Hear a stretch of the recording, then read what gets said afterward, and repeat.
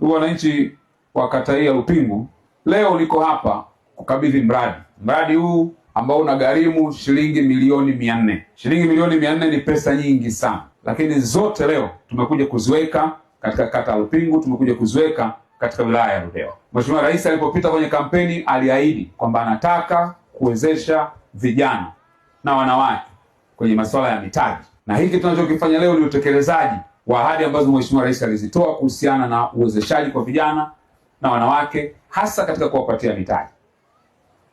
Fedha hizi ambazo zimewekezwa hapa leo ni uwekezaji mkubwa sana, ambao matarajio ya serikali ni kuona kwamba unazalisha ajira, lakini uwekezaji huu unaongeza kipato, uwekezaji huu unachochea maendeleo ya wilaya yetu ya Ludewa, lakini pia maendeleo ya mtu mmoja mmoja.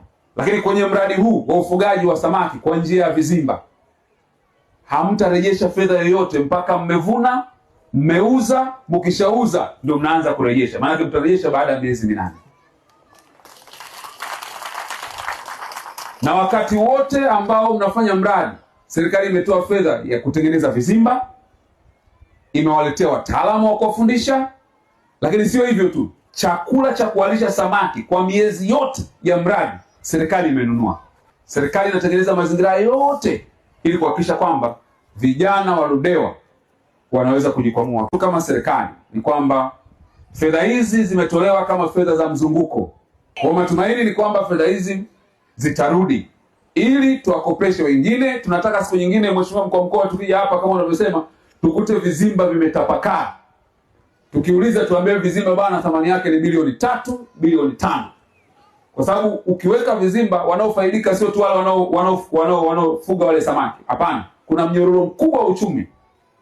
Wasafirishaji watakuwepo huko ndani, na baadaye ameelezea hapo Mkuu wa Mkoa, lakini maono ya serikali kwamba hata vyakula tuweze kutafuta namna ya kuvitengenezea huko. Kusisitiza hawa ni wawekezaji. Sasa hawa vijana walioko hapa ni wawekezaji. Tulimwona mwekezaji alikwenda kuweka jiwe la msingi pale kwenye hoteli yake, lakini ukizungumza, yeye ametuambia amejenga hoteli yake karibu milioni 300, sio? Karibu milioni 300 amewekeza pale. Sasa tunazungumza vizimba milioni 400. Vile vile ambavyo tunamheshimu yeye kama mwekezaji, tuheshimu na uwekezaji wa vizimba. Kwa sababu maana yake kule kuna hoteli moja na milioni 100 nyingine ingebakia pia kufanya finishing kidogo. Kwa kama tunawaheshimu wawekezaji wengine wanaokuja hapa Ludewa, wanaojenga viwanda vya cement, nisikia hapa, wanajenga viwanja vingine, na hawa vijana, nia ya Mheshimiwa Rais ni kuwatoa vijana kutoka kuwa watazamaji kwenye mambo ya kiuchumi, wawe washiriki wa kiuchumi na kumiliki uchumi wa nchi. Ndio maana unaona mikopo ni mikubwa, milioni 400. Maana yake anasema mimi sitaki vijana wawe wachuuzi.